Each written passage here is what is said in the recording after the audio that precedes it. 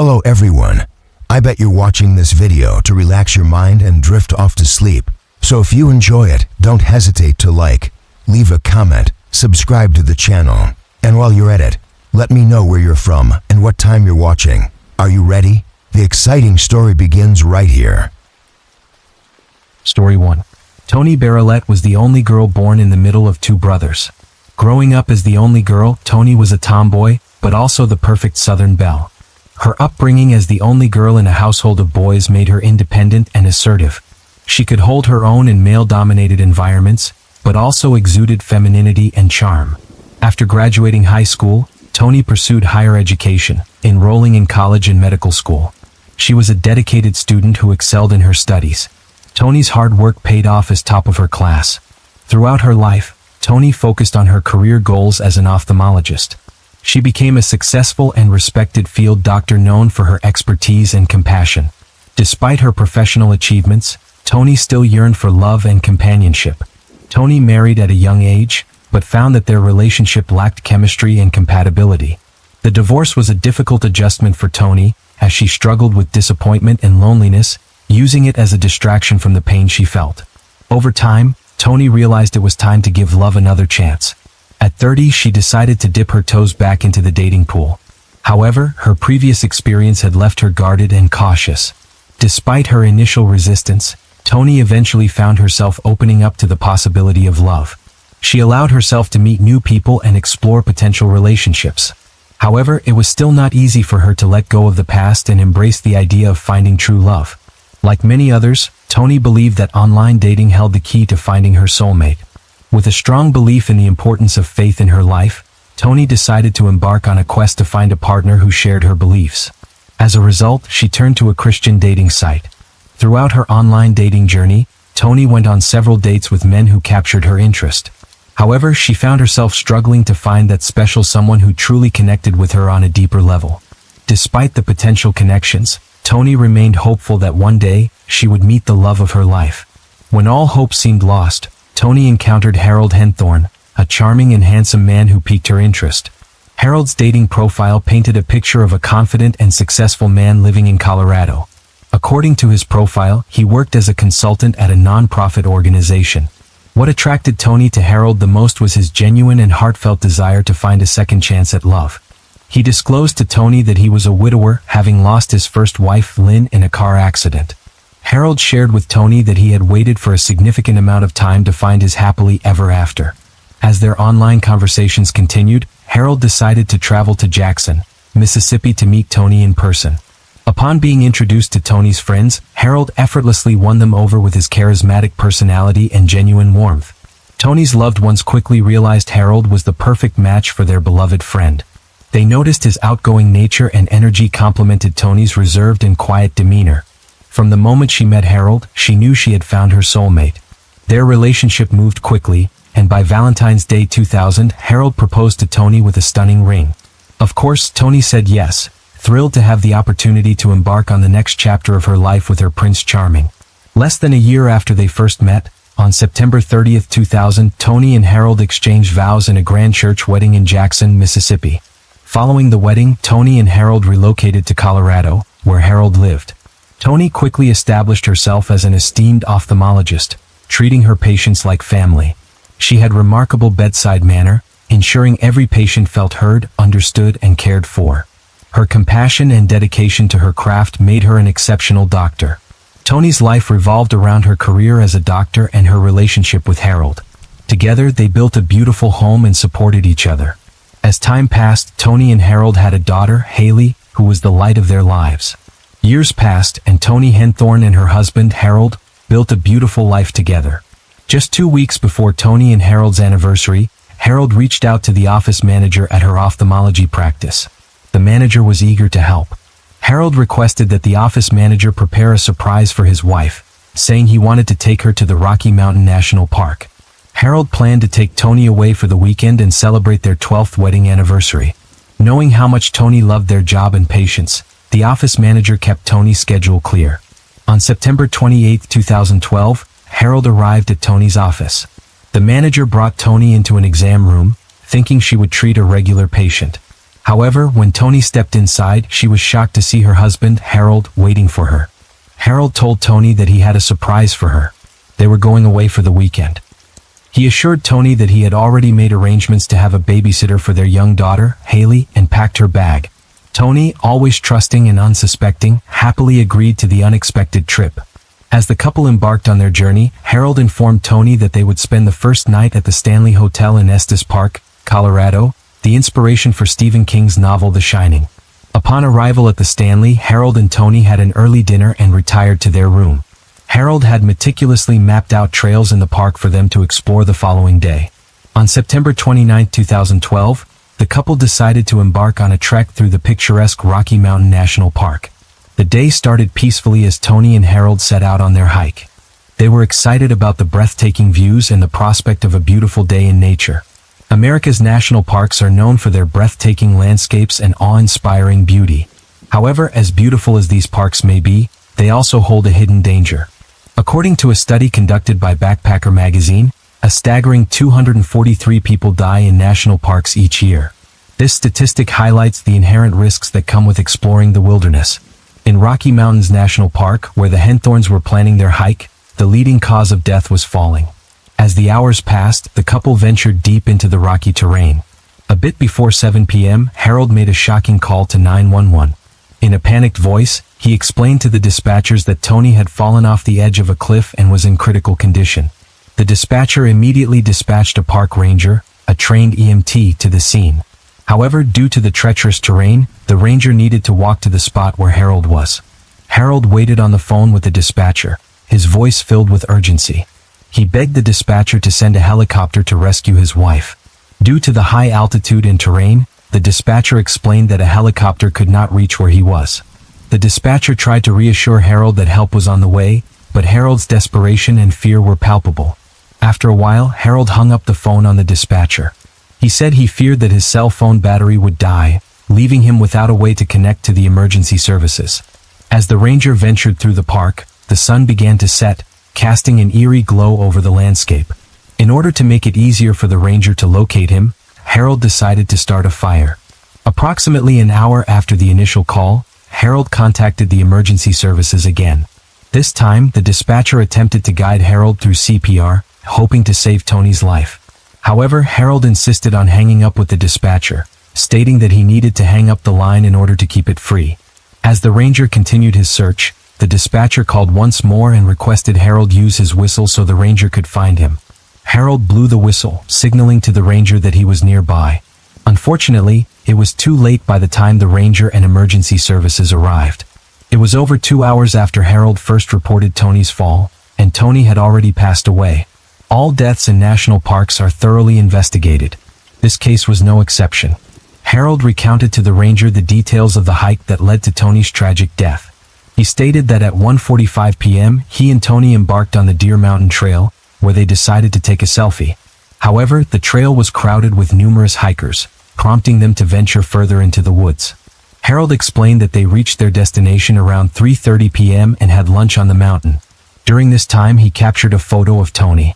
However, the ridge where they had stopped for lunch was too noisy for the couple to enjoy a peaceful meal. As a result, they decided to continue down the mountain in search of a secluded spot. Harold mentioned that Tony had spotted wild turkeys and wanted to get closer for a photo opportunity. Unfortunately, she fell 128 feet down the mountain while trying to capture the birds. When Harold returned home after Tony's passing, he was met with an outpouring of support from his family and friends. His daughter Haley, who was deeply affected by her mother's loss, also received a lot of love and care from everyone around her. However, amidst this outpouring of sympathy, there were whispers and rumors surrounding Tony's sudden death. Tony's friends found it peculiar that she died only 1 year after she almost lost her life in another incident. While Tony was cleaning underneath her deck 1 year earlier, Harold accidentally hit a loose beam, causing it to crash onto Tony's head. She was rushed to the hospital, but fortunately, she survived the injury. However, she was left with bruises and injuries that took some time to heal. In light of these circumstances, Tony's friends couldn't help but wonder if foul play was involved. They couldn't help but question if the accident, a year earlier, was accidental or if there was more to the story.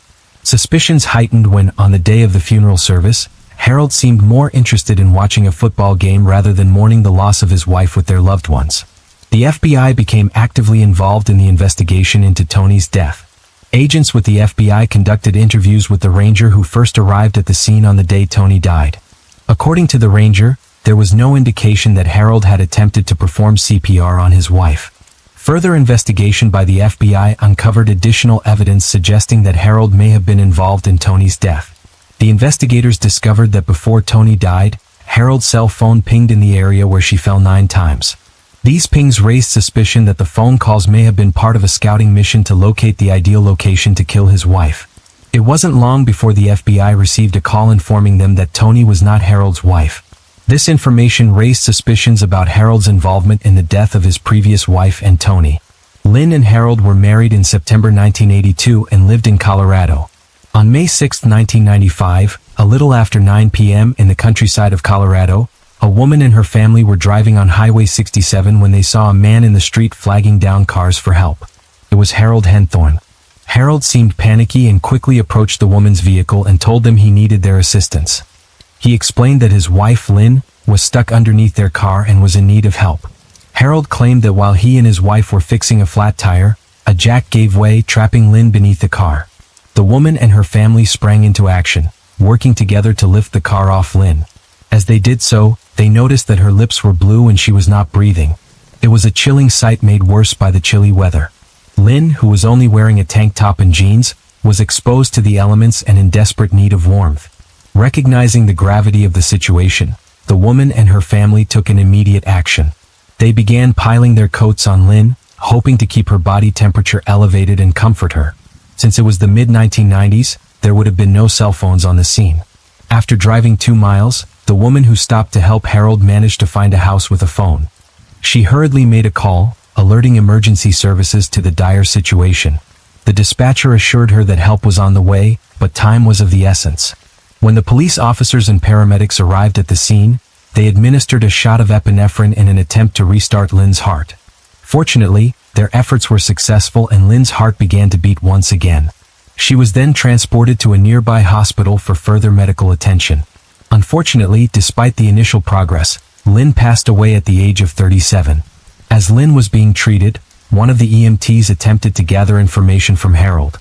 However, Harold appeared evasive in his answers and continually moved away from the medic, hindering their efforts to gain the information. The medic noticed that Harold's behavior seemed strange, as he did not feel urgent or desperate for his wife to receive assistance. From observing Harold's actions, the medic came to the conclusion that Harold's demeanor did not seem consistent with someone deeply concerned about his wife's well-being. It seemed as if Harold was reluctant to allow any assistance to reach her. This behavior raised suspicions and made the medic question Harold's intentions. When the medics were able to restart Lynn's heart, Harold acted shocked, maybe even disappointed. Despite freezing outside, Harold did not remove his jacket and place it on his injured wife. This behavior puzzled the medic, as they expected him to prioritize his wife's comfort. However, the onlookers at the scene seemed more interested in helping Lynn than her husband. This discrepancy furthered the medic's confusion. An autopsy was conducted on Lynn's body, and it was discovered that she had died from asphyxiation. This finding prompted an investigation into her untimely death. However, a few days later, the medical examiner ruled her death accidental and closed the case. At the time, no one had any reason to suspect that Lynn's death was not as straightforward as it seemed. The case appeared closed and it seemed no foul play was involved. Detectives investigating Tony's death in 2012 hired a private investigator to look into Lynn's death several years earlier. The private investigator's investigation revealed that Harold provided various accounts regarding the cause of Lynn's entrapment under the car. To some people, Harold stated that Lynn was searching for a lug nut at the time of the accident. However, to others, he claimed she went under the car to retrieve a flashlight she had accidentally dropped. Furthermore, Harold's accounts differed regarding where they were headed when the incident occurred. In some cases, he claimed they were about to head out for dinner, while in others he stated that they had already eaten and were on their way home. Over the years, the private investigator discovered that Harold had also told different stories regarding Lynn's death. Harold told one person that the trunk of the car fell on Lynn's neck, breaking it and killing her, and told people at his church his first wife died of cancer. One of the detectives approached one of Harold's first wife's Lynn's best friend with a proposition. They asked if she would be willing to wear a wire and approach Harold to obtain incriminating information. Initially, the friend was hesitant to agree to the request, as she believed Harold was innocent. They had been friends for many years and she trusted his character. However, the friend decided to take the matter to her pastor to seek guidance. The pastor advised her that if Harold was truly innocent, her involvement could prove it. This realization weighed heavily on the friend's mind, and she decided to reconsider her initial refusal. After careful consideration, the friend eventually agreed to meet with Harold and wear a wire during their conversation. However, during the meeting, a technical glitch occurred in the wiring system, causing disruptions in the recording. The friend realized that she needed to take action discreetly. She discreetly excused herself from the conversation and made her way to the bathroom, where an officer was waiting to assist her. The friend observed that Harold never explicitly denied killing his first wife Lynn or his second wife Toni. However, Harold never admitted to the killings either. Despite the lack of a confession, the friend did not believe that Harold was capable of murder. Over time, however, the friend's perspective began to change. She began to suspect that neither of Harold's wives had died accidentally. As the investigation into Toni's death progressed, the FBI learned that Harold had presented himself as a fundraiser for nonprofit organizations. He had claimed that he regularly went on business trips, insisting that these trips were integral to his work. However, upon closer inspection, the agents discovered none of these claims were true. They were unable to locate any tax returns, pay stubs, or any other evidence that Harold had a job since 1995. Further investigation revealed that Harold's weekly business trips were spent at a local Panera Bread outlet. The agents discovered his location through surveillance footage, which showed him surfing the internet during his supposed work trips. This revelation cast doubt on Harold's credibility and raised suspicion about his activities. On November 6, 2014, 2 years after the death of Toni in Rocky Mountain National Park, Harold was arrested and charged with Toni's murder. Harold pleaded not guilty to the charges against him. Toni's family sought custody of Haley, Toni's daughter, but Harold, who was in jail at the time, refused to allow it. As a result, Haley was placed in the care of her godparents in Colorado for the time being. 10 months after Harold was arrested, he went on trial in 2015 for the murder of his second wife, Toni. Despite the absence of forensic evidence linking him to her death, the prosecution presented various pieces of evidence to strengthen their case. Firstly, the prosecution presented evidence that Harold had taken out several life insurance policies on Toni. This, they argued, suggested premeditation on his part, as he had planned to kill his wife and profit from her death. Furthermore, the prosecution presented evidence of pings in the area several weeks prior to Toni's death. These pings suggested that Harold was actively seeking a location where he could carry out his sinister plan without attracting attention. Additionally, the prosecution presented a map found in Harold's car, marked with a giant X on the spot where Toni fell from the cliff. This, they claimed, further solidified their theory that Harold had selected this location in order to carry out his nefarious plan. However, the most compelling evidence presented by the prosecution was the death of Harold's first wife, Lynn, and the suspicions surrounding it. The similarities between Lynn's death and Toni's, according to the prosecution, were striking. The jury believed that Harold exhibited a pattern of behavior that led them to convict him. After a 10-day trial, the jury retired for deliberation. The jury ultimately returned with a guilty verdict. Finding Harold guilty of murdering his second wife, Toni, they found that there was a pattern of similarities between the deaths of Lynn and Toni, which led them to believe that Harold was responsible. As a result, Harold was sentenced to life in prison, where he will reside for the rest of his natural life. Although Harold was never formally charged with the murder of his first wife, Lynn, it is widely accepted that he is also responsible for her death. In December 2015, Toni's oldest brother was granted custody of her and Harold's daughter, Haley. In 2023, Harold Henthorne appealed his conviction, but it was ultimately dismissed.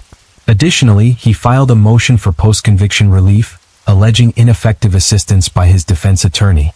Harold contended that his attorney's performance during the trial failed to meet constitutional standards. He argued that his defense attorney did not prepare an adequate defense for him. However, Harold's request for relief was also denied.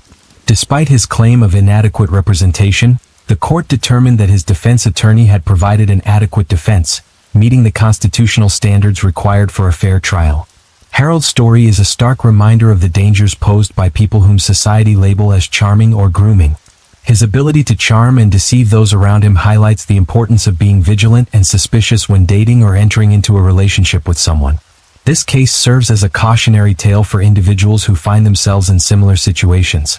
It encourages them to exercise caution and seek support from trusted individuals. Harold Henthorne's chilling story reminds us of the consequences of falling victim to manipulation and the destructive power of greed. Story 2. Mike Williams' disappearance on Lake Seminole left the nation in shock and bewilderment. The mysterious circumstances surrounding his disappearance had remained unsolved for years, leaving no clues or leads as to what had happened. With no leads or clues, the case seemed destined to remain unsolved indefinitely. However, the truth was finally revealed in a shocking turn of events, leaving everyone in disbelief. Mike Williams was a man who was full of life and destined for great things. Born Jerry Michael Williams, but known as Michael or Mike, he grew up north of Tallahassee, Florida. His parents sacrificed a great deal to ensure that he and his brother had the opportunity to attend North Florida Christian High School, an elite private school. While in high school, Mike flourished. He was actively involved in student council and played football. During this time, Mike developed a deep passion for duck hunting. Through this interest, he met his lifelong best friend, Brian Winchester. Another person who entered Mike's life in high school was Denise Morrell. Denise would tell people she knew she wanted to marry him from the moment they met. Their relationship blossomed and they became inseparable. After graduating high school, Mike continued his education at Florida State University, where he majored in political science and urban planning. Despite his academic pursuits, Mike always made time for Denise. Their love for each other only grew stronger with each passing day. Mike embarked on a successful professional journey. An appraisal group hired him as a property appraiser. The company's owners praised Mike for his hard work and dedication, stating he was the hardest working man they had ever met. On December 17, 1994, Mike married his high school sweetheart, Denise Morrell, in a beautiful wedding ceremony. 4 years later, Mike and Denise welcomed their daughter into the world. Mike was an incredibly devoted father obsessed with his baby girl. As the years passed, Mike began looking forward to the future. He told his mother and brother that he and Denise wanted to expand their family. Mike and Denise had big plans to vacation in Hawaii, travel to Jamaica for work, and build a strong foundation for their growing family. But on December 16, 2000, everything changed. Mike went duck hunting on Lake Seminole and never returned home. On December 16, 2000, 31-year-old Mike Williams left his home around 3 a.m. to embark on a routine duck hunting expedition. Lake Seminole, located in northwest Tallahassee, Florida, is a vast reservoir formed by the Apalachicola River. The reservoir serves as a popular spot for hunters. Mike's wife Denise anxiously awaited his return, as the couple planned to celebrate their anniversary in Apalachicola that night. When Mike still hadn't returned by noon that day, Denise reached out to their friends and family members to see if they had any information regarding his whereabouts. One of Mike's closest friends, Brian Winchester, along with Brian's father, decided to visit the area where Mike was known to go duck hunting. Together, they located Mike's Ford Bronco near a remote boat launch on Lake Seminole, but there was no sign of Mike. Alarmed by the lack of any clues or signs, Mike's loved ones contacted the Florida Fish and Wildlife Conservation Commission, the WFC.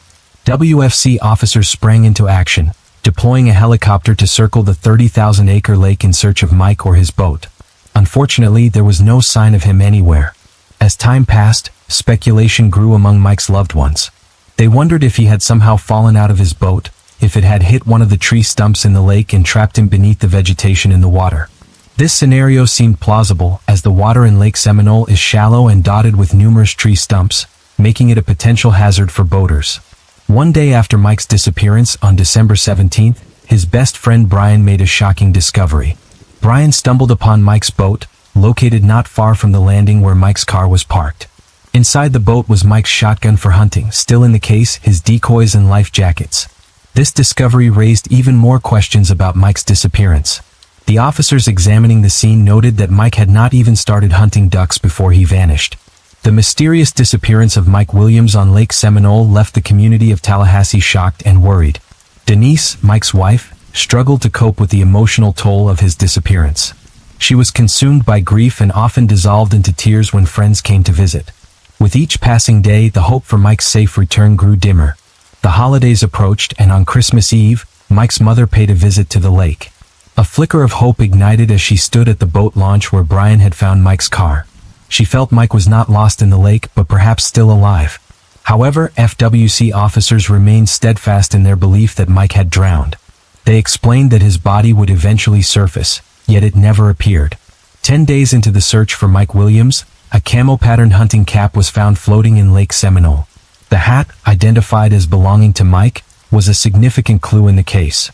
Mike's best friend Brian verified that the hat was indeed his and provided cooperating evidence in the form of a picture showing Mike wearing the hat. This revelation intensified the belief that Mike was in the lake. However, the discovery of a hunting cap floating in the water brought another disturbing element to the investigation. Despite its beauty, Lake Seminole was teeming with hundreds of alligators. This newfound knowledge raised the question of whether a gator might have pulled Mike into the water and concealed his body beneath a log. While this theory was intriguing, not everyone subscribed to it. Mike's mother, for example, expressed her skepticism. She deeply feared alligators, having witnessed her son's passion for duck hunting. However, Mike had always assured her that he only hunted during cold weather when the alligators were dormant. Despite her apprehension, Mike's mother clung to the belief that her son was still alive. She believed he would have managed to escape if he had encountered an alligator. Her unwavering faith provided her with strength and hope. The ongoing search for Mike continued, with investigators and loved ones hoping for some sign of his whereabouts. As the investigation continued, one question remained in everyone's mind. What happened to Mike Williams? As the months passed, the search gradually subsided. But in June 2001, an angler stumbled upon a pair of waders floating in the lake. This discovery rekindled interest in the investigation and prompted a renewed search for Mike. Divers were called to investigate and search the bottom of the lake. They eventually recovered a lightweight hunting coat and a flashlight, items that belonged to Mike. However, something peculiar about these discoveries was that the wader, jacket, and flashlights showed no signs of having been in the water for an extended period. Additionally, no DNA was recovered from any of the three items, indicating that Mike might not have been wearing them at the time of his disappearance. Despite the lack of evidence, a judge in Tallahassee ruled that Mike was indeed deceased and signed a death certificate listing the cause of death as drowning. Mike's mother, who was left devastated by the loss of her son, had numerous questions regarding her son's belongings that were found in the lake. She felt that someone may have planted these belongings in order to lead them away from the truth about what happened to Mike. However, with Mike declared deceased, the court allowed his wife, Denise, to move forward with claims on Mike's life insurance policies. As a result, Denise received a hefty payout of over $1 million. While everyone else seemed to accept the narrative that Mike had drowned in the lake, his mother refused to believe that this was the case. She was determined to find answers and uncover the truth regarding her son's disappearance. Mike's mother took proactive measures in her search, including posting missing persons flyers of Mike all over Tallahassee, paying for billboards to advertise his disappearance, and carrying around a picket sign with the message, "My son is missing, please help me find him." Despite her efforts, Mike's mother encountered resistance from various authorities. She wrote letters to local and state officials, but they claimed that alligators had devoured Mike's body after he drowned. However, Mike's mother remained steadfast in her belief that there was more to Mike's disappearance than met the eye. Finally, in February 2004, the Florida Department of Law Enforcement, FDLE, opened a case file on Mike's disappearance and assigned a team of detectives to investigate the case. The detectives began by revisiting the initial search efforts and conducting interviews with everyone involved in the initial search. During the investigation, one significant discovery made by the FDLE detectives was the existence of multiple life insurance policies on Mike's life. His best friend and insurance agent, Ryan Winchester, drafted one of these policies only weeks before Mike went missing. Furthermore, the detectives noticed that Mike's best friend Brian married Mike's wife, Denise, in September 2004. This development added another layer of suspicion to the case. Many people found this occurrence odd, and rumors began to surface that Denise and Brian could have been involved in Mike's disappearance. Although the detectives were suspicious of Denise and Brian, they were unable to find sufficient evidence to bring charges against them. Despite the lack of viable leads generated by the Florida Department of Law Enforcement, his mother remained steadfast in her advocacy for her son. Her tireless efforts ultimately led to the popular true crime television series, Disappeared, dedicating a segment to Mike's case in late 2011. Starting in 2012, Mike's mother began writing one letter a day to then-Governor of Florida, Rick Scott, pleading with him to have an agency other than the FDLE investigate Mike's disappearance or appoint a special prosecutor. A special prosecutor is an individual or entity appointed to investigate and prosecute a specific case or cases, usually when a conflict of interest arises within the regular prosecutor's office. Mike's mother later detailed her concerns regarding the FDLE's handling of the case and highlighted the need for fresh eyes to uncover the truth. Despite sending nearly 200 letters, Mike's mother never received a response from the governor's office. She later discovered that all the letters she had sent had been forwarded to the FDLE headquarters, where they remained unopened. This discovery enraged Mike's mother, as she felt that no one was taking her concerns seriously or showing any interest in finding her son. In 2011, another lead emerged in the search for Mike Williams. A self-proclaimed psychic and certified forensic psychological profiler reviewed the case and identified a potential location of Mike's body. She gave investigators the coordinates of another boat launch in Wakulla County. Cadaver dogs sniffed the area, but no evidence was found. Despite the lack of evidence, the psychic believed they were moving in the right direction. According to state officials in 2011, the psychic did not find any additional evidence that warranted a further investigation. However, in 2012, Mike's widow, Denise, separated from her then-husband Mike's friend Brian Winchester.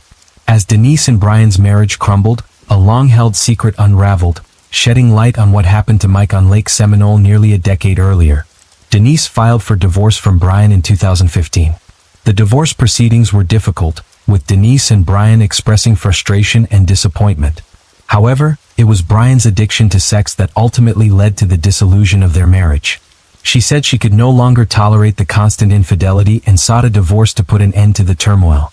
In August 2016, a full year after filing for divorce, Brian took matters into his own hands. Denise was unaware that Brian had followed her as she drove to work at Florida State University. While on the phone with her sister, Denise caught sight of Brian climbing over the back seat of her car. Panic ensued as she realized she was being kidnapped. Without hesitation, Brian took Denise's phone and ordered her to drive. Denise initially hesitated, not wanting to comply with his demands. However, when Brian brandished a firearm, she quickly realized that she had little option but to drive. Denise complied with the instructions, hoping that the situation would resolve itself. According to Denise, Brian justified his actions by stating he had no choice. He explained that she had ignored his calls and text messages, forcing him to resort to drastic measures. As they continued their journey, Brian directed Denise to drive somewhere else. However, instead of following his usual demands, Denise decided to take matters into her own hands. She pulled into a pharmacy parking lot, knowing it was safe and public. Inside the parking lot, Denise and Brian engaged in a tense conversation. Brian expressed his hopelessness and despair, stating he had nothing to live for if he divorced. He assured Denise that he didn't want to hurt her in any way.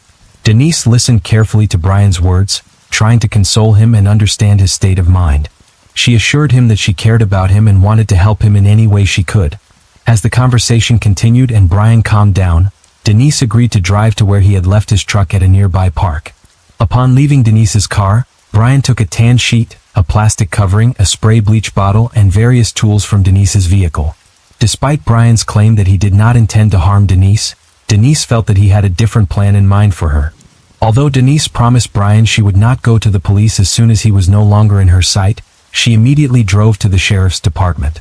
Brian was subsequently arrested and charged with kidnapping, armed burglary, and domestic assault.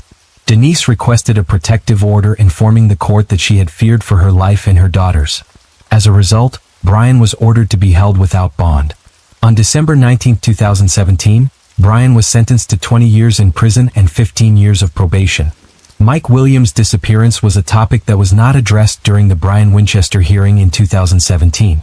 However, behind the scenes, there were numerous wheels turning as Brian Winchester had made a deal with the detectives 2 months earlier. He agreed to provide information regarding what happened to Mike Williams on December 2000 on Lake Seminole in exchange for immunity from prosecution on charges related to Mike's disappearance. In a recorded interview, Brian told the detectives that he had started an extramarital affair with Denise on October 13, 1997, behind both his and his wife's back. According to Brian, Denise made their intentions clear from the beginning, stating that she would never divorce Mike. The detectives learned that maintaining appearance was of utmost importance for Denise, and a divorce would be a significant blemish on her stellar reputation. However, even though Denise wanted to be with Brian, she refused to leave her marriage with Mike legally. As a result, Brian stated that Denise began discussing the idea of killing Mike and making it appear as an accident. This plan would allow her to continue her relationship with Brian while maintaining her public image. Denise wanted Mike out of the picture and wanted to remove Brian's wife. However, Brian denied having any intention of killing his first wife, the mother of his children. Instead, he filed for divorce. Initially, Brian and Denise concocted a plan to have Mike killed at his office and make it look like a robbery gone wrong. However, they later settled on the idea of arranging a hunting accident. On the day Mike went missing, Brian lured Mike to Lake Seminole. Once they were out on the boat, Brian encouraged Mike to put on his waders. According to Brian, what happened next was a panicked situation. As Mike struggled in the water attempting to pull himself up onto a tree stump, Brian said he and Mike were in a frenzy. Mike desperately clung to the tree stump, fighting for his life. In a moment of desperation, Brian took Mike's shotgun and shot Mike in the face. Because Brian killed Mike by a gunshot, not drowning as Brian had planned to kill him, there was no way for Brian to pass Mike's death off as an accident. Brian dragged Mike's body back into the boat. He then loaded Mike's body into his truck and drove to a remote location near a rural lake in Leon County and buried him there. Brian claimed that they had slowed down their affair to avoid raising suspicion.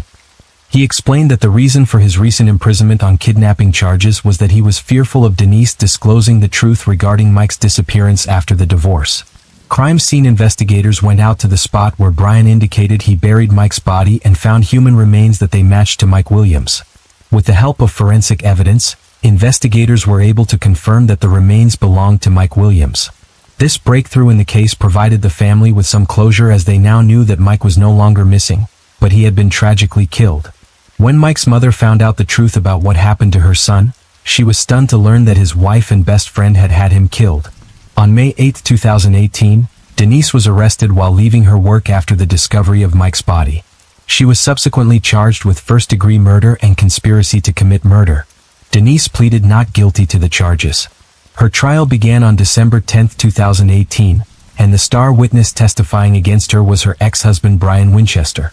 During Brian's testimony, he spoke in detail about an incident that occurred at the lake where Mike was clinging onto a stump before he was shot and killed.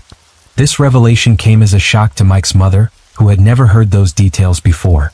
It was especially difficult for her to know that her son was in the middle of a freezing lake, screaming for help, and that she couldn't have been there to help him. This information was something she struggled to live with. Denise's trial lasted for 4 days, and the jury deliberated for 8 hours before finding Denise guilty of all charges. The judge sentenced Denise to life in prison after being convicted of committing murder. 5 months after her conviction, Denise's assets from Mike's estate were awarded to her and Mike's daughter. To escape prosecution on 3 counts of insurance fraud, Denise agreed to sign them over to her daughter. However, as part of the deal, Mike and Denise's daughter had to agree not to use any of the money on Denise's legal fees. If her daughter failed to comply with this condition, she would have to repay the state $150,000. In January 2020, Denise appealed for her conviction and sentence. Her attorney argued that the Florida 1st District Court of Appeals should overturn the conviction because there was insufficient evidence to prove her involvement in the murder of her first husband. Several months later, in November, the court overturned Denise's conviction for murder, but the conspiracy to commit murder charge remained. Denise remains in prison at the Florida Women's Reception Center while Brian Winchester is serving his kidnapping sentence at the Wakulla Correctional Institution. Since Mike Williams was murdered in 2000, his mother has not had any contact with her granddaughter. However, Denise has made her intentions clear to Mike's mother. She has told her that if she tried to reopen a criminal investigation into Mike's disappearance, she would never see her granddaughter again. In an episode of Cold Case Files in 2023, Mike's mother expressed her desire to see her granddaughter and tell her how amazing her son was and how much he loved her. However, according to sources, the two are still estranged. The reasons behind this estrangement remain unclear, but it is unfortunate that they have been unable to reconcile. The disappearance of Mike Williams on Lake Seminole was a tragic story of love and betrayal, but also a testament to the unwavering faith of his mother. Despite years of searching and countless setbacks, she never gave up hope that her son was still alive. Her determination and steadfast faith serve as a powerful reminder of the enduring bond between a mother and her child. Mike's case remains a chilling reminder of the dangers of love gone wrong, and the lengths a mother will go to keep the hope of finding her child alive. Story 3. Megan Varicas was born and raised in Pittsburgh in a solid, loving family. Her parents were married for over 30 years, and Megan wanted a love like theirs one day. When Megan was in her 20s, she married, but unfortunately she and her husband drifted apart and divorced. This experience left Megan disillusioned and unwilling to embark on a new relationship. However, fate had a different plan for her. In the winter of 2014, Leon checked into a hotel downtown Pittsburgh, where Megan worked as a manager. Initially, she was not impressed by Leon's arrogance and apparent disregard for others. However, Leon's charm and persuasive tactics eventually wore down Megan's defenses. Against her better judgment, Megan decided to give Leon a chance. They started dating. Leon showered Megan with attention and affection, and she found herself falling for him. From an affluent and wealthy family, Leon attended an elite boarding school as a boy and teenager. He later became a transplant surgeon and achieved great success in his career.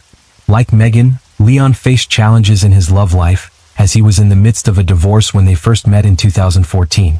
However, as Megan and Leon's relationship progressed, their connection deepened, and they discovered mutual attraction. Leon made Megan believe that she deserved the best that life had to offer. Eventually, Leon made the decision to move back to his hometown of Houston and asked Megan if she would be willing to accompany him. Although she loved her life in Pittsburgh, Megan was ready for this change and eager to take the next step in her relationship with Leon. Upon her arrival in Houston, Megan began looking for a job and found it working as a sales agent in a local hotel. The experience allowed her to explore a new city and develop her independence. Megan rented an apartment in Houston after she and Leon relocated there. Leon moved in with her, and shortly after they opened a joint bank account. This step was significant for Megan. It made her feel their relationship was moving quickly. As a self-reliant woman, she initially struggled with sharing finances with someone. However, a part of her saw this as a sign of Leon's care and potential future for the two of them as a couple. When Megan met Leon's family, they instantly hit it off. Megan found herself envisioning Leon as her future husband. Despite living far away from her family and friends in Pittsburgh, Megan thrived in Houston. She made new friends and adopted a dog, which brought joy to her life. Online, Megan and Leon projected an image of the perfect relationship. They shared photos of their adventures, romantic dinners, and moments of happiness. However, what was seemingly perfect on the outside began to reveal cracks on the inside. Leon found himself unable to practice medicine in Texas as he did not have the license to do so. This setback significantly hindered his career aspirations as a transplant surgeon. Leon felt undervalued and discouraged by the perceived demotion from being a surgeon to a mere surgeon's assistant. He refused to accept the role, finding it beneath his acquired skills and knowledge.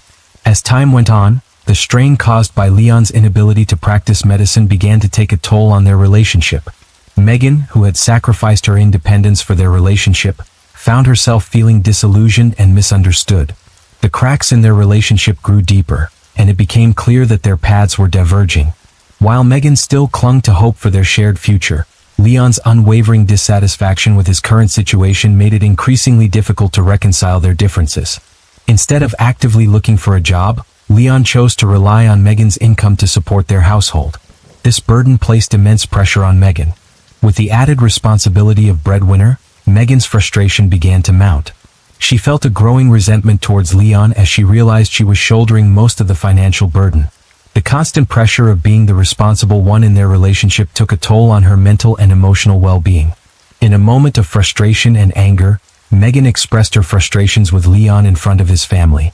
This impulsive decision turned out to be a misstep, as it only heightened tensions within the couple's relationship. Upon returning to their apartment, Leon's anger escalated, resulting in an outburst of violence that left Megan in a state of shock. Leon's violent behavior reached its peak when he tore through Megan's closet and hurled all of her clothing items off the balcony. This act of destruction left Megan feeling violated and helpless. She was unable to comprehend the situation. Over time, Leon's anger towards Megan escalated from verbal insults to physical abuse. He exhibited a pattern of behavior that included throwing the glass bottle he used to spit tobacco at Megan, humiliating her and calling her awful, demeaning names. The abuse seemed to be becoming more and more frequent, leaving Megan in a constant state of fear and anxiety. Despite the abusive behavior, Leon often expressed remorse and professed his love for Megan. He would claim that she was the only thing that brought him happiness and that he was sorry for his actions. However, these apologies were short-lived and the cycle of abuse continued to repeat itself, leaving Megan feeling trapped and alone. On January 12, 2017, Megan returned home after a long day of work at the hotel to find Leon in a bad mood. Frustrated by some unknown reason, Leon threw a glass of wine at Megan. After enduring years of abuse, Megan had reached her breaking point. She decided to confront Leon and put an end to the toxic relationship. Megan, done with the cycle of abuse, approached Leon and told him that she was leaving him.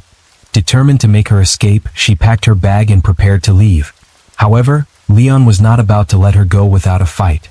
As Megan started to walk away with her suitcase in tow, Leon stormed into the bedroom and approached her. With his hands covering her face, he tried to physically restrain her from leaving. Terrified by Leon's behavior, Megan found herself trapped. She knew the situation was escalating and had to make immediate action to escape. In desperation, Megan grabbed her dog and rushed out of the bedroom. Leon pursued her as she ran down the driveway, pulling on the car door to stop her. With determination, Megan closed the door and escaped into the vehicle. As Megan tried to drive away, Leon continued to chase her, determined to prevent her from leaving. Frustrated and angry, he threatened to break the window of the car if she didn't open it. Terrified for her safety, Megan refused to comply and continued to drive away, putting as much distance between herself and her abuser as possible. The following day, as Megan reported to work at the hotel, it was evident that she had been crying. Her concerned friends and coworkers noticed the change in her demeanor and approached her seeking answers. When prodded, she broke down into tears and spoke about the abuse she had been experiencing at Leon's hands.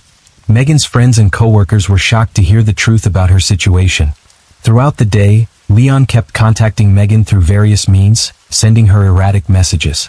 In some of the messages, he would profess his love and express his remorse, indicating his desire to propose. However, Leon would abruptly declare that he was done with her and others. As the day progressed, Megan grew tired of Leon's constant badgering and requested that he leave her alone. However, to her dismay, she discovered that he had drained their bank account. Upon returning home to their shattered apartment, Megan was horrified to discover all her furniture was gone. Fortunately, she had managed to reach home before Leon had the chance to dispose of her clothes and personal possessions. Megan quickly headed to the police station to file a report against Leon, accusing him of assault. She also applied for a protective order, but the process took some time. Several days later, as Megan was leaving her apartment for work, she glanced in her rearview mirror and saw Leon behind her, panic-stricken. She sped through the city trying to lose him.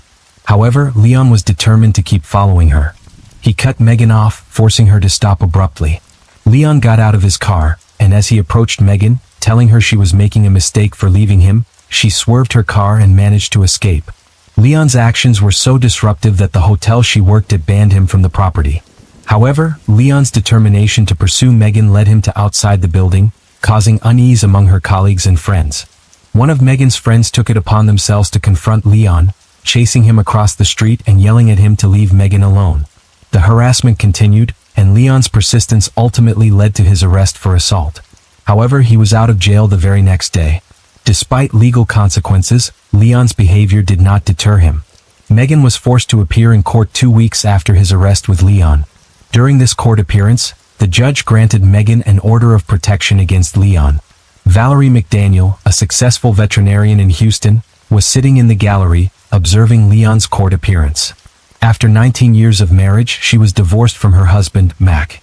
Megan and Valerie had always been friendly with one another, but their bond deepened when Valerie was going through a difficult time in her divorce from Mac. Over bottles of wine and martinis, Valerie confided in Megan, and the two formed a strong connection. After Megan found out Valerie was on Leon's side in the court, she was completely stunned.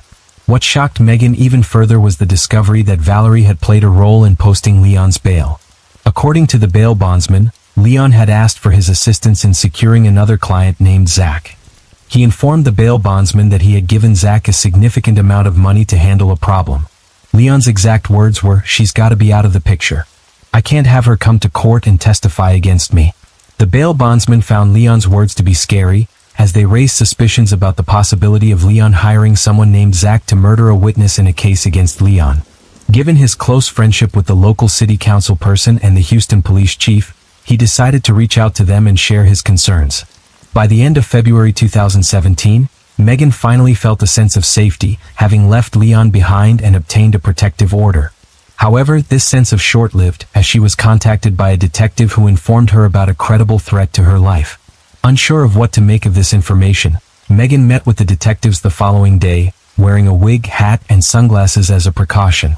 The detectives informed her about the tip they had received, informing her that they needed to surround her with police until the threat against her was taken care of. They advised her to go to Pittsburgh for safety. Megan packed a bag and left Texas right away. The detectives with the Harris County District Attorney's Special Crimes Bureau were tasked with the investigation of Leon Jacob and the alleged murder-for-hire plot.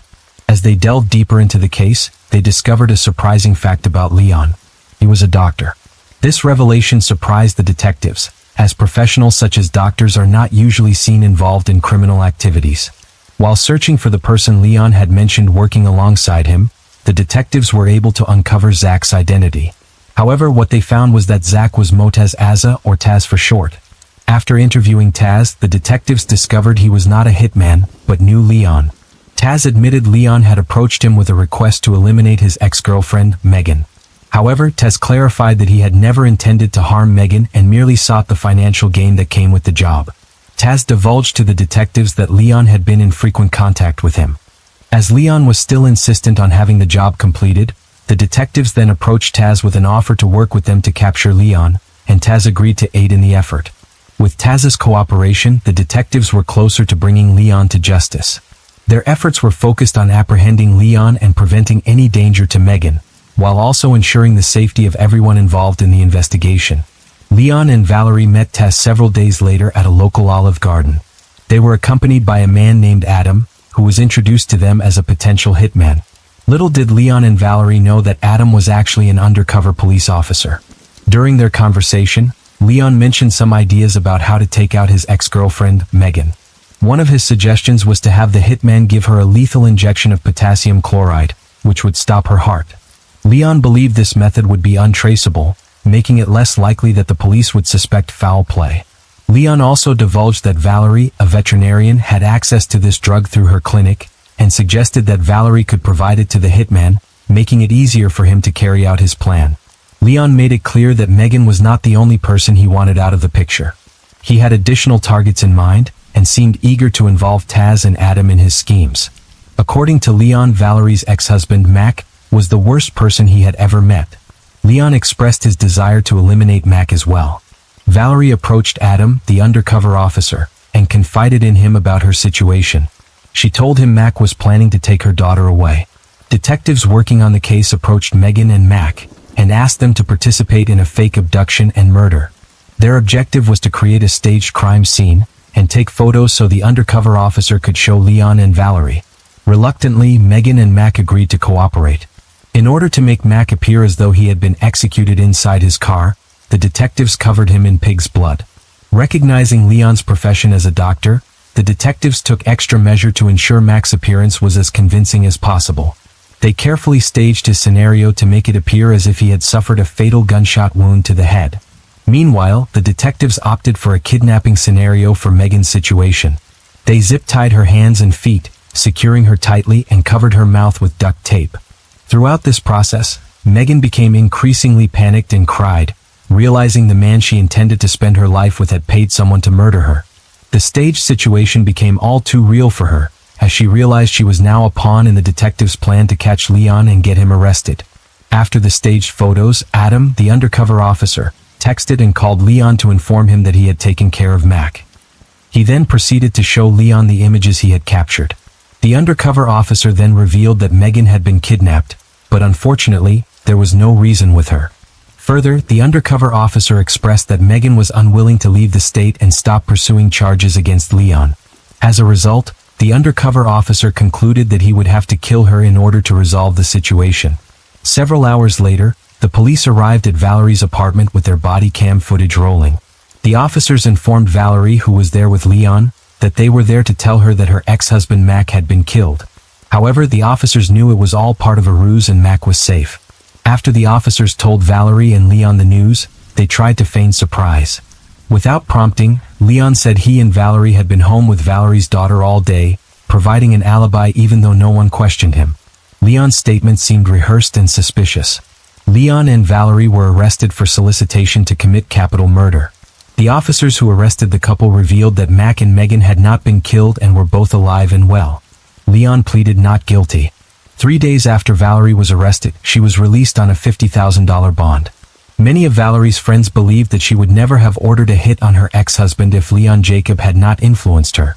According to her friends, she wanted love and attention, and Leon used his predatory ways to brainwash her. Valerie's friends believed Leon manipulated and used her for his own gain. They thought Leon's power and control over Valerie led her to commit the crime she was arrested for. Valerie's friends described her as a loving and caring person who was always willing to help others. Her loved ones expressed shock at the idea that she would do anything to harm her ex-husband or his loved ones. They said that Valerie's desire for love and attention blinded her to the consequences of her actions. According to Valerie's friends, Leon was a controlling and manipulative individual. Valerie's friends said he often used his charm and charisma to get what he wanted, including manipulating those around him. They believed that Leon was controlling Valerie's emotions and actions to ensure he got what he wanted. 2 weeks after Valerie's release on bail, she took her life by jumping off the balcony of her 7th-floor apartment. She was due to appear in court the following day. Before Valerie took her life, she recorded a video on her iPad, telling her side of the story regarding the murder-for-hire plot that led to her arrest. In the recordings, Valerie asserted that the police entrapped her and that she had never intended to harm Mac, her ex-boyfriend, and the father of her daughter. As the news of Valerie's death spread, her loved ones were shocked. When Leon, her incarcerated lover, learned about her death, his attorney stated that he was devastated.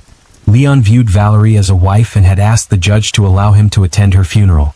However, his request was denied. In 2018, Leon Jacob went on trial for solicitation to commit capital murder. The defense argued that Leon did not mean to hire a hitman to murder Megan, but rather hired a private investigator to help the couple reunite. They claimed that Leon was not attempting to harm her. However, the prosecution refuted Leon's claims and presented recordings to the jury where he suggested killing Megan with an injection of potassium chloride. Additionally, graphic staged crime scene photos depicting Megan and Mac as would-be victims were shown in court. Ultimately, Leon was found guilty of 2 counts of solicitation to commit capital murder.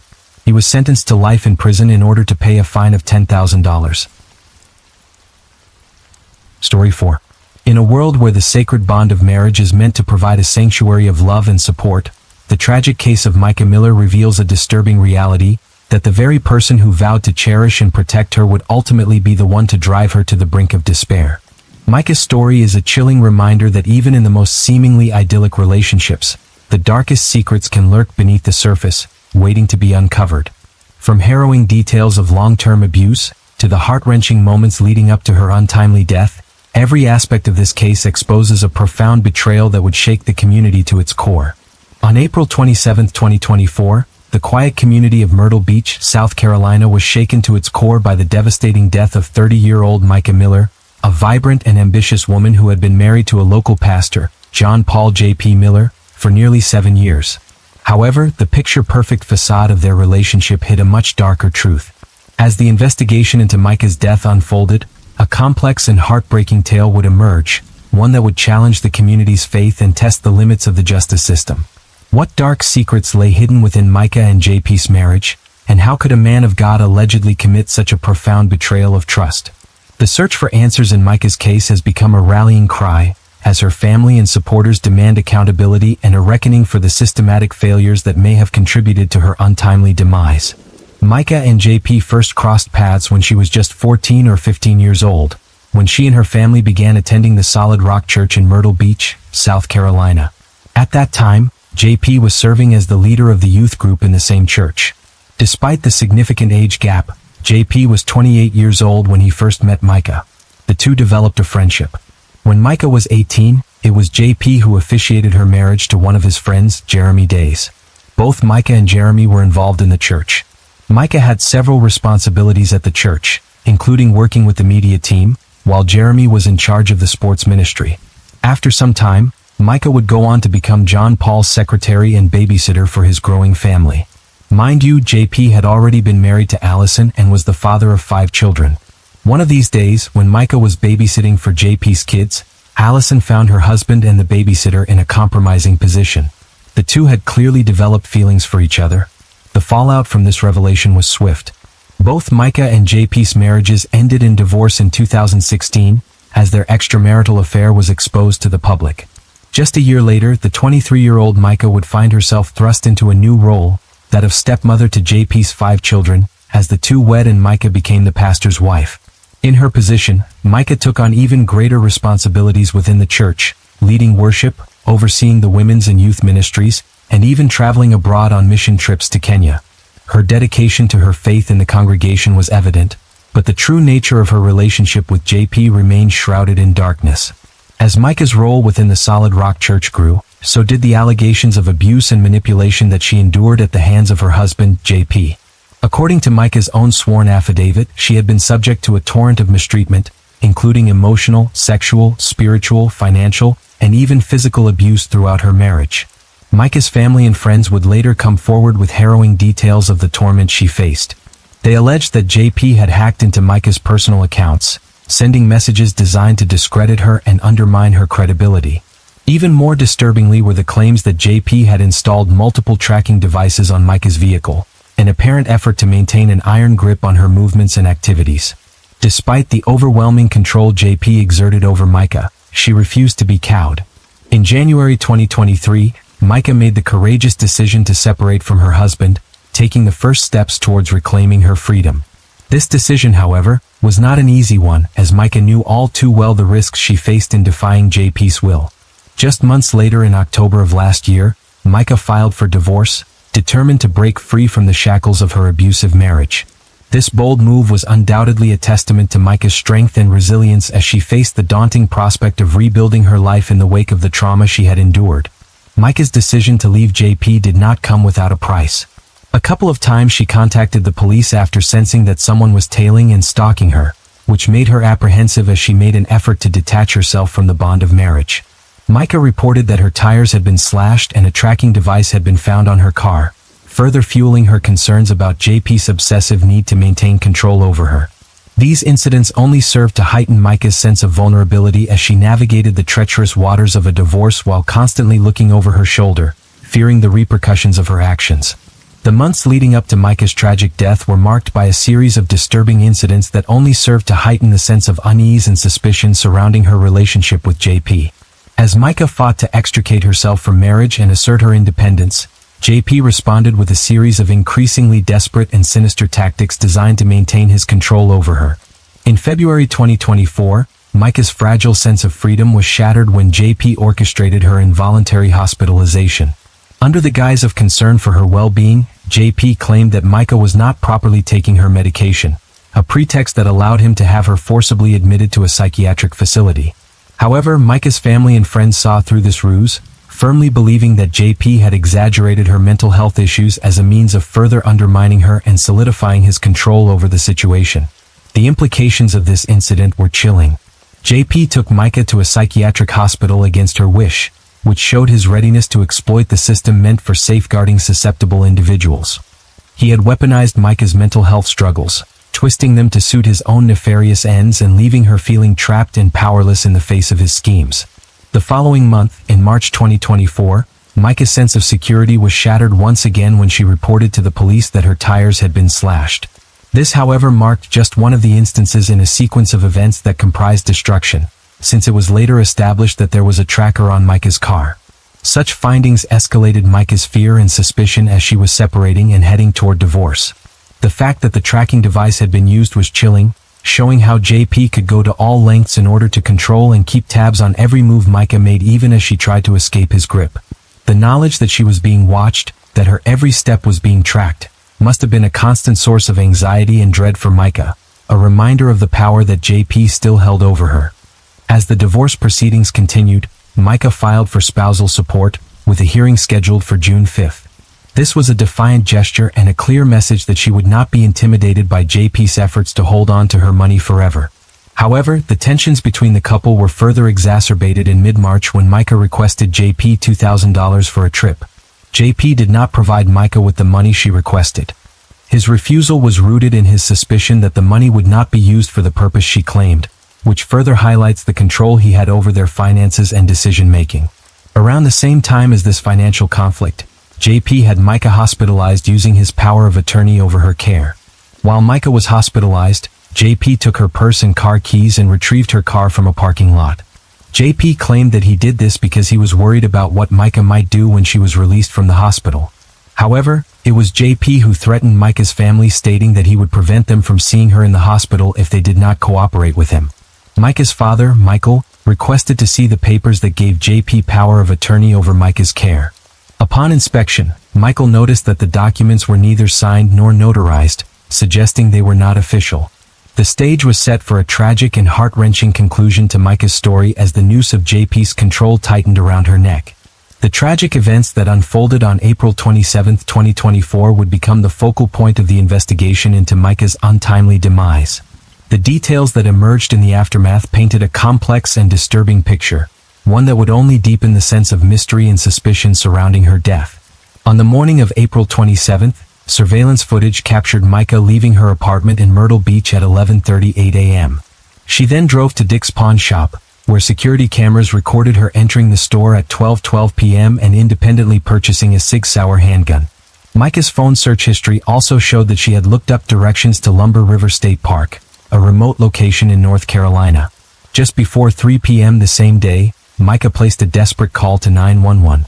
During the call, she asked the dispatcher to trace the location of her phone, indicating that she was in a national park and feared for her life.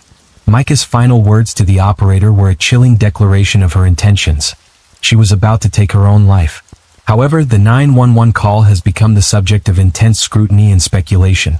Some online conspiracy theorists claim to have detected a man's voice in the background, suggesting that Micah may have been coerced or even forced to make the call. Others have gone as far as to suggest that the 911 call was entirely fabricated, perhaps generated using AI technology as part of an elaborate scheme orchestrated by JP. Just over an hour and a half after Micah's 911 call, a kayaker reported a woman's body in the Lumber River. It was Micah, having died from a single gunshot wound to the head. Her black Honda Accord was found in the park's parking lot, containing a Sig Sauer gun case, a box of ammunition, and a receipt for the firearm she had purchased earlier that day. The official cause of death, as determined by the North Carolina Medical Examiner, was a suicide by gunshot. However, Micah's family vehemently dispute this conclusion, citing the numerous bruises, scratches, and defensive wounds found on the body. They believe that Micah may have been forced or coerced into taking her own life, rather than making the decision willingly. JP maintains he had no involvement in Micah's death, asserting that he was not present when she passed away. His alibi is based on his whereabouts at a sporting event in Charleston, South Carolina, approximately 3 hours away from where Micah's body was found. Multiple eyewitnesses have corroborated his presence at the event, and license plate readers tracked his vehicle on Route 2 and from Charleston, further supporting his claim. The investigation into Micah's death was further complicated by a number of inconsistencies and unanswered questions. The presence of multiple shell casings at the scene, for instance, raised concerns that Micah may have been the victim of foul play, rather than a self-inflicted gunshot wound. Moreover, Micah's family and friends were adamant that her actions and behavior in the days leading up to her death were not consistent with someone planning to take their own life. She had a hair appointment scheduled for the following week, and had made plans to attend church with her loved ones on the Sunday after her passing. As the investigation into Micah's death continued, the Robeson County Sheriff's Office and the FBI worked together to gather more evidence and piece together the events of that fateful day. However, the public outcry for justice and accountability only grew louder, with Micah's family and supporters refusing to accept the official narrative of suicide. The suspicions surrounding JP's potential involvement in Micah's death remained in the central focus of the investigation. The allegations of abuse, manipulation, and financial impropriety that had plagued their marriage only added to the sense that there was more to the story than met the eye. Ultimately, the investigation into Micah's death would become a complex and multifaceted endeavor, one that would test the limits of the authorities' abilities to uncover the truth and provide the answers that Micah's family and the broader community so desperately sought. As the investigation into Micah's death continued, JP's behavior and statements only added to the sense of unease and suspicion surrounding his involvement in the tragedy. The details that emerged painted a picture of a man who was increasingly erratic and unpredictable, his actions and words seemingly designed to confuse and manipulate those around him. Just a day after Micah's body was discovered in the Lumber River, JP made a startling announcement to the congregation of the Solid Rock Church. Rather than addressing the congregation in a solemn and respectful manner, JP's words were casual and unsettling. He began by telling the congregation that there would be no altar call that day. Instead, he asked them to stand up as he made an announcement. JP then instructed the congregation to leave the church quietly and not discuss the announcement within the building. In a bizarre move, JP then asked the congregation to continue attending church and serving in their roles, stating that he would be taking a break for a few days or weeks. He then delivered the shocking news that his wife had passed away, declaring that it was self-induced and had occurred in North Carolina. JP's demeanor during this announcement was equally unsettling. He appeared to be going on adrenaline, as he put it, and asked the congregation to pray for him and his children. He also claimed that Micah wasn't well mentally and needed medication that was difficult to obtain. The pastor's words were particularly jarring given that Micah's body had been discovered less than 24 hours earlier, and the coroner had yet to determine the cause of death. The Robeson County Police were still treating the incident as a suspicious death, yet JP had already declared it a suicide, blaming Micah's mental illness. Despite the overwhelming evidence of abuse and manipulation that plagued their marriage, JP denied any wrongdoing. He claimed that the allegations of abuse were false and that he had never hurt Micah in any way. However, Micah's family and friends knew better, and they refused to accept his denials at face value. JP's actions in the days following Micah's death were equally disturbing. He pushed for immediate cremation, refusing to allow her family to view her body until they agreed to his demands. This only added to the sense that JP was trying to cover his tracks, to erase any evidence of his involvement in Micah's death. In a move that deepened the sense of unease and suspicion, JP hired a lawyer and issued letters for an end to the accusations against him. These letters were filled with veiled threats and intimidation, as JP were trying to silence anyone who dared question his involvement in Micah's death. As the details of JP's behavior and statements emerged, the public outcry for justice and accountability only grew louder. Micah's family and friends, as well as the broader community, demanded answers and called for the authorities to take action against those responsible for her death.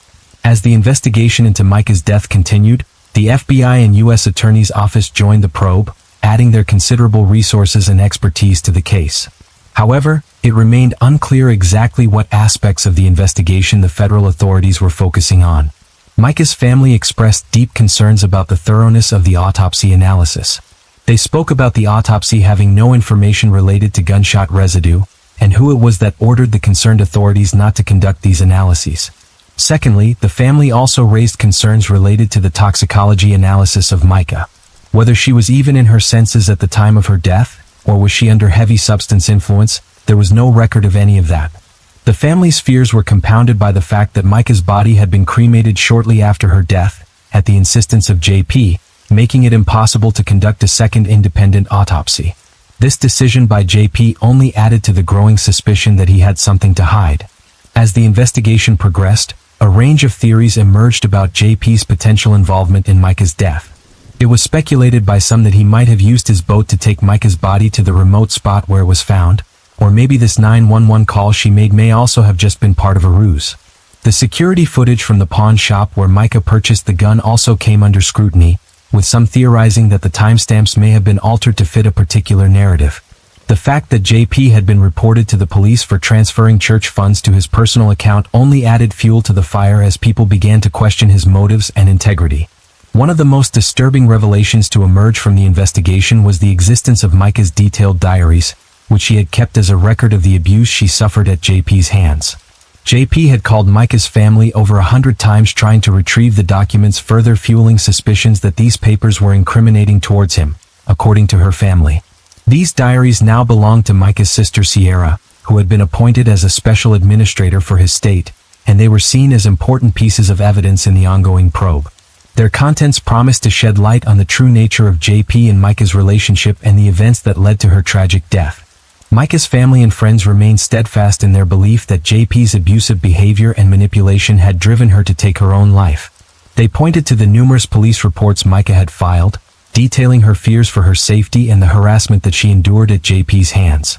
The allegations of multiple affairs and financial impropriety only added to the sense that JP was a man consumed by his own desires and willing to stop at nothing to maintain control over those around him. As the investigation continued, more and more people came forward with stories of JP's inappropriate behavior and the harm he had caused to those in his orbit.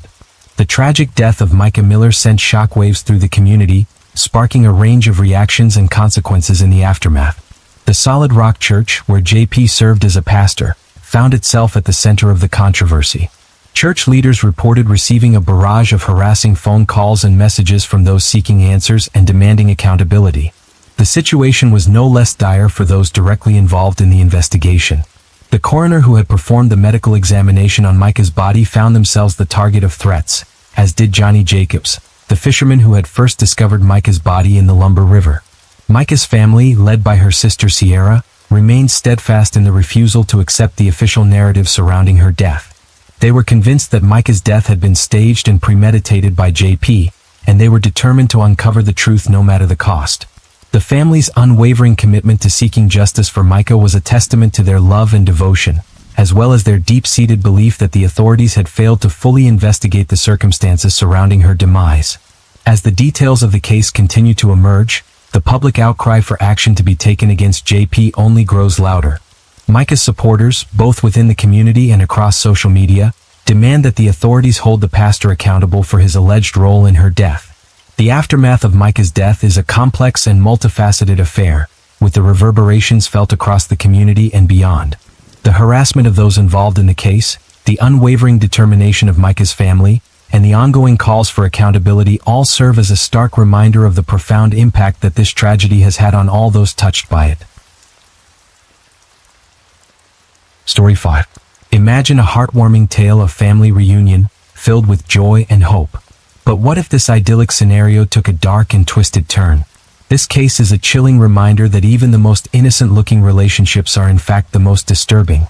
Meet Stephen and Katie, father and daughter, their lives intertwined by fate and circumstance. Their unusual family relationship, hidden from the world, would soon become the center of a tragic saga. What begins as a seemingly ordinary story of family reunion would soon take a horrifying turn. The unexpected twists and turns of their lives would lead to consequences that no one could have imagined, forever altering the course of their destinies. On April 12, 2018, a seemingly ordinary day turned into a nightmare for the Plattle family. Stephen and Katie Plattle, father and daughter, were at the center of a horrifying series of events. Events that would forever change not only their lives but the lives of those around them. Hidden beneath the surface of their seemingly ordinary lives, a forbidden love affair had unfolded between Stephen and Katie.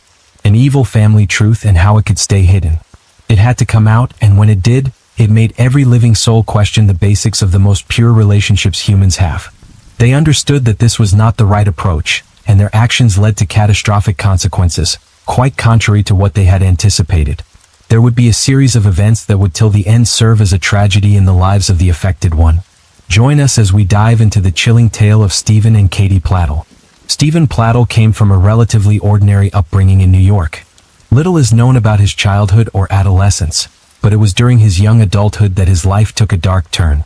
In 1995, at the age of 20, Stephen met Alyssa Garcia, a 15-year-old girl, online. Despite the age difference, they quickly formed a bond and had an immediate connection.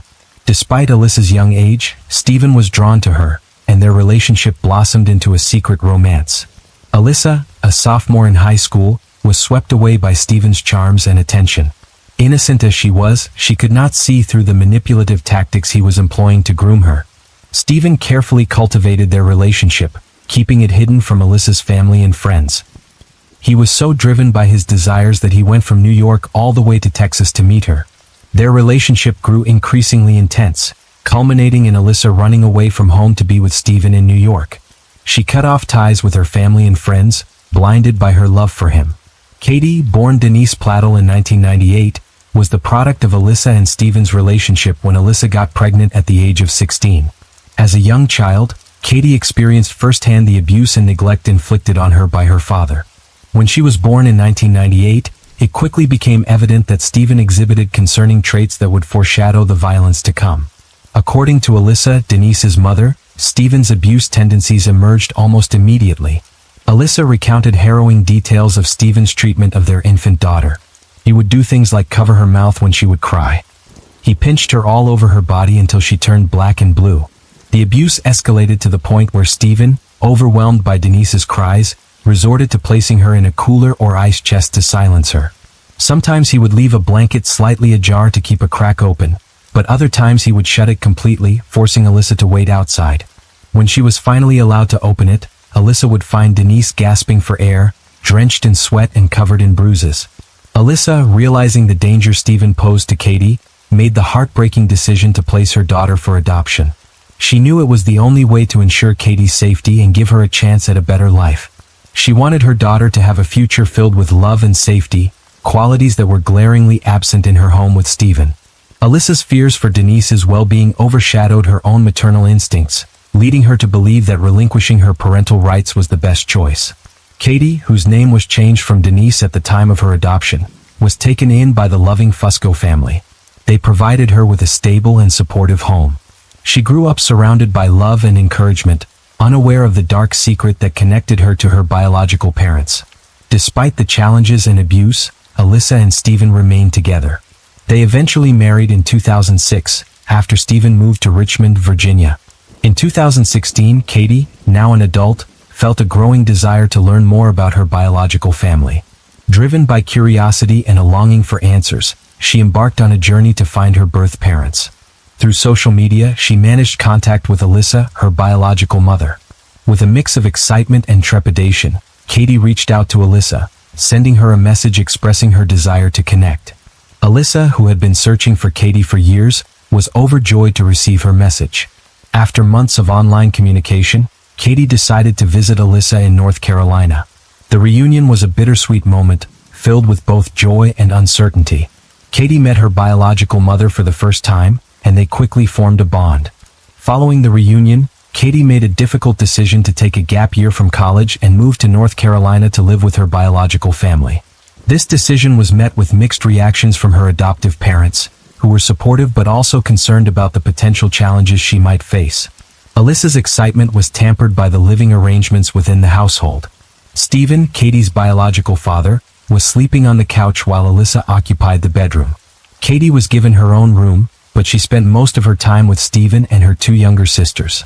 At the time when Katie decided to move in with her biological family in August 2016, Stephen and Alyssa were already separated and sleeping in different rooms.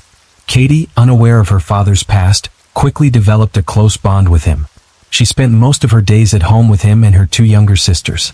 Alyssa, overjoyed with her firstborn, was happy to have Katie living with them. However, she soon noticed concerning changes in Stephen's behavior. He began dressing differently, wearing tight clothes and growing his hair out, seemingly in an attempt to look younger and close to Katie's age. 6 weeks after Katie's arrival, Alyssa discovered that Stephen was no longer sleeping on the couch, but had moved to the floor of Katie's bedroom, a move that deeply unsettled her. Alyssa confronted Stephen about his inappropriate behavior, reminding him of his violent past and warning Katie to be cautious around him. However, Katie brushed off her concerns, believing that Stephen had changed and that she could trust him. This response revealed the extent to which Katie had already been manipulated and groomed by her father. Alyssa's unease grew as she noticed the striking physical similarities between Katie and her younger self. One day, she could no longer ignore the disturbing dynamic between Stephen and Katie. She confronted them both, sparking a heated argument that ended with Stephen and Katie storming out of the house together. 3 months later, in November 2016, Alyssa gathered the courage to leave Stephen, taking her 2 daughters with her and filing for divorce. This decision left Stephen and Katie alone in the house, free to explore their twisted desires without interference. In May 2017, Alyssa made a shocking discovery while cleaning her 11-year-old daughter's room.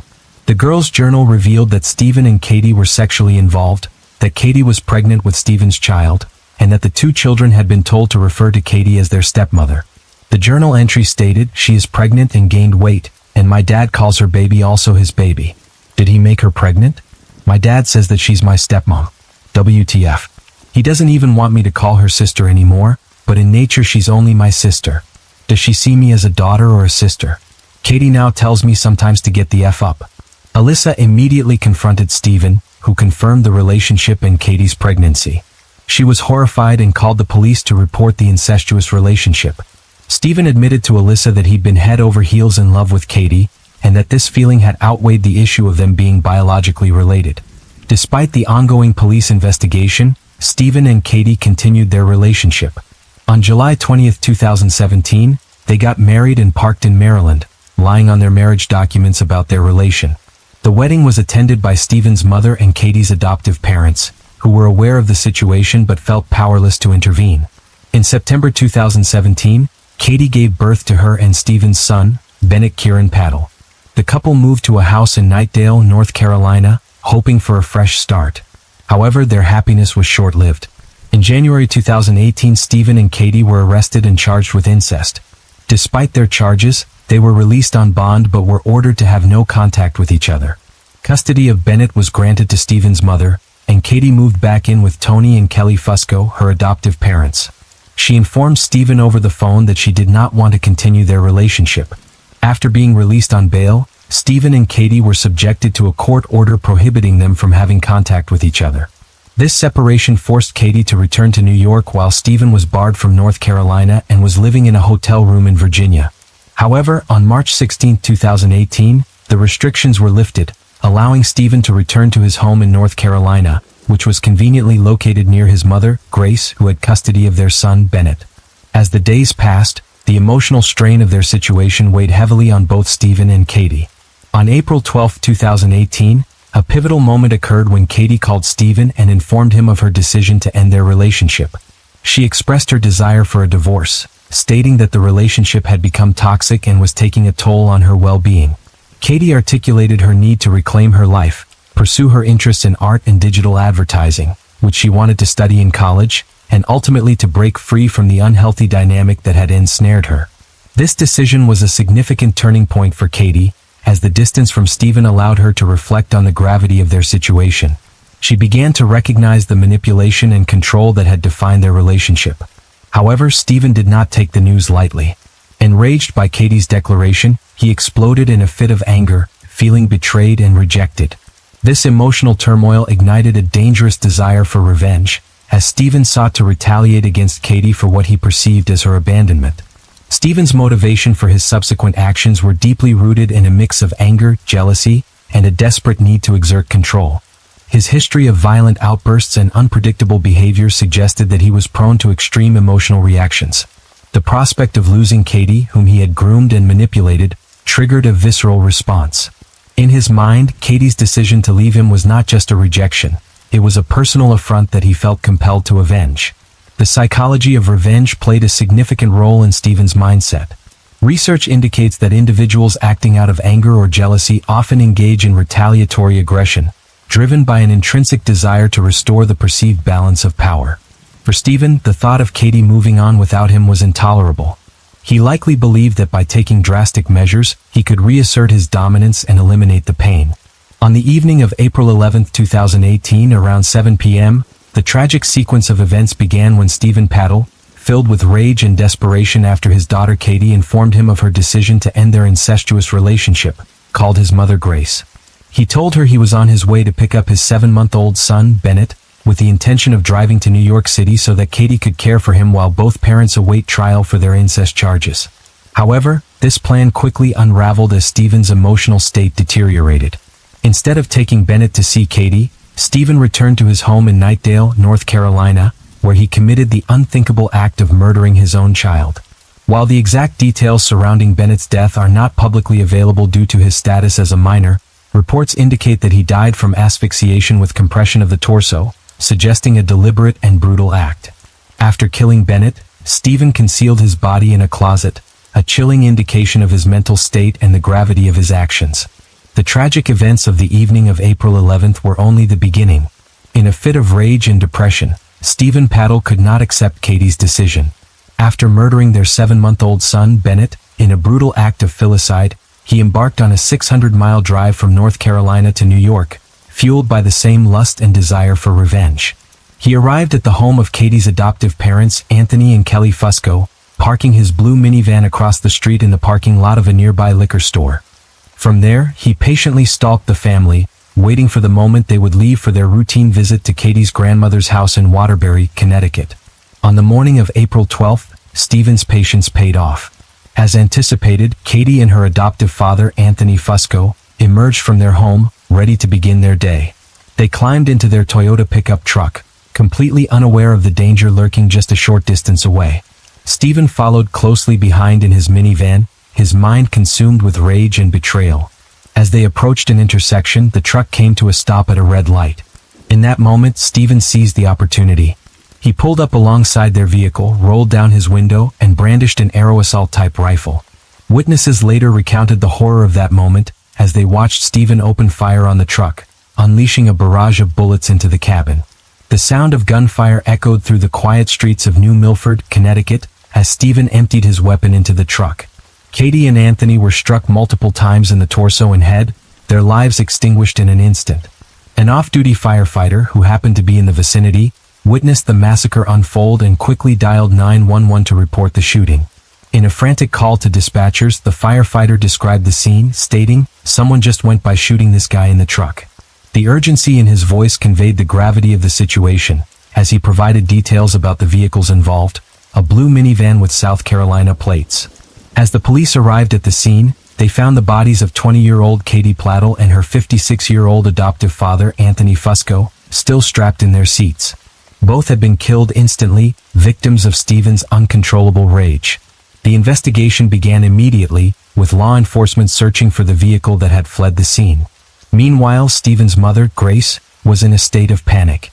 After Stephen had confessed to her about the murders, she called 911, revealing the chilling details of her son's actions.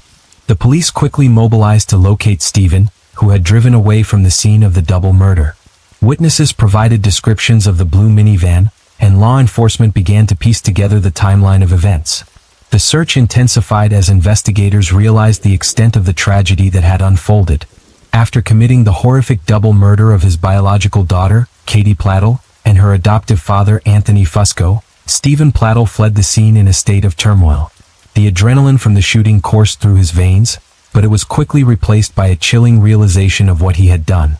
As he drove away from the intersection in New Milford, Connecticut, he was consumed by a mix of rage, despair, and guilt.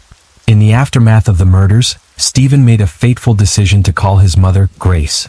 In a frantic and emotional conversation, he confessed to her the unthinkable acts he had just committed. "He killed his wife, he killed her father, and I can't even believe this is happening," she told the dispatcher, her voice trembling with disbelief and horror. Grace recounted how Stephen left Bennett dead at home, a tragic reminder of the violence that had unfolded. Stephen's confession revealed the depth of his turmoil, as he described the murders and the tragic fate of their infant son, Bennett, whom he'd also killed earlier that day. After hanging up the phone, Stephen drove to Dover, New York, where he parked his minivan in a secluded area. The weight of his actions pressed heavily on him, and as the reality of his situation set in, he realized there was no escape from the consequences of his violent spree. In a final act of desperation, Stephen took a firearm and ended his own life. The self-inflicted gunshot wound marked the tragic conclusion to a tragedy that had spiraled out of control, leaving a trail of devastation and heartbreak. The community was left to grapple with the aftermath of the violence, mourning the loss of Katie, Anthony, and Bennett, and reflecting on the tragic circumstances that led to such a horrific end. Following the tragic events of April 12, 2018, the investigation into the murders of Katie Plattle and Anthony Fusco, as well as the death of their infant son, Bennett, quickly unfolded. The Knightdale Police Department and the New Milford Police Department worked in tandem to piece together the harrowing details of the case. The investigation began with a welfare check at Stephen Plattle's residence in Knightdale, North Carolina, after his mother, Grace, expressed concern over the comments he had made during a phone call which he made around 8:45 a.m. on the same day. When the police arrived at the home, they discovered the lifeless body of a 7-month-old Bennett Plattle hidden in a closet. The circumstances surrounding his death were grim, and authorities quickly suspected foul play. Simultaneously, police in New Milford responded to reports of a shooting at an intersection where Katie and her adoptive father, Anthony, were found dead in their vehicle. Witnesses described the horrific scene as Stephen's blue minivan pulled up alongside the pickup truck, and he opened fire with an AR-15 style rifle, striking both victims multiple times. The evidence collected from both crime scenes, including ballistic analysis and witness statements, painted a clear picture of the tragic events that had transpired. With Stephen Plattle deceased from a self-inflicted gunshot wound, there were no further legal proceedings against him. However, the investigation revealed the complex background of the family dynamics that led to these murders.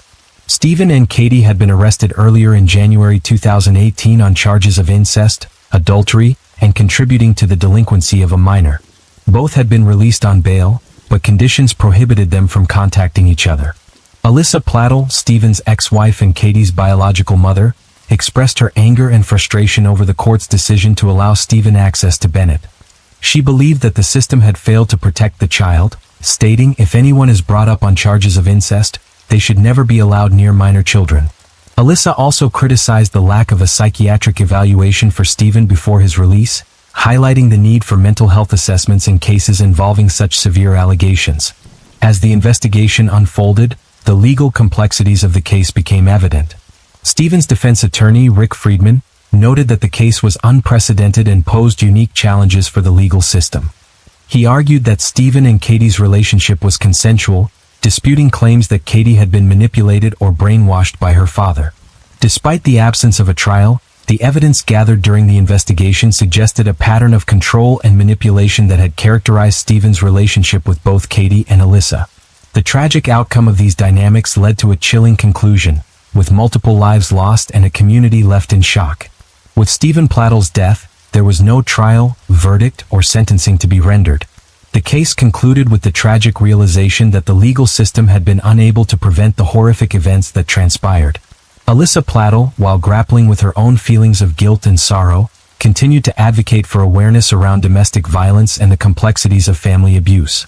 She emphasizes the importance of recognizing the signs of manipulation and control in relationships, hoping to prevent similar tragedies in the future. The aftermath of this case serves as a stark reminder of the devastating consequences that can arise from unchecked family relationships and the critical need for vigilance in protecting vulnerable individuals from harm. The Stephen and Katie Plattle case ignited a wave of shock and outrage across social media and news platforms. Many expressed disbelief at the circumstances that led to the murders and subsequent suicide, questioning how such manipulation and abuse could escalate to such violence. Commenters criticized the legal system for failing to protect the innocent, particularly in the light of the evident signs of abuse. Alyssa Plattle, Katie's biological mother, became a voice for the victims, lamenting the systemic failures that allowed this tragedy to unfold. The case sparked decisions about the need for better mental health evaluations and protective measures for vulnerable individuals. The disturbing case of Stephen and Katie Plattle came into focus in an episode titled Murders in the Family from the true crime series Sex, Lies, and Murder. This episode delved into the complex dynamics of their incestuous relationship, exploring how Stephen's abusive past and manipulative behavior led to tragic outcomes. Through chilling reenactments and interviews, the episode examines the emotional turmoil faced by the victims and the systemic failures that allowed the abuse to escalate.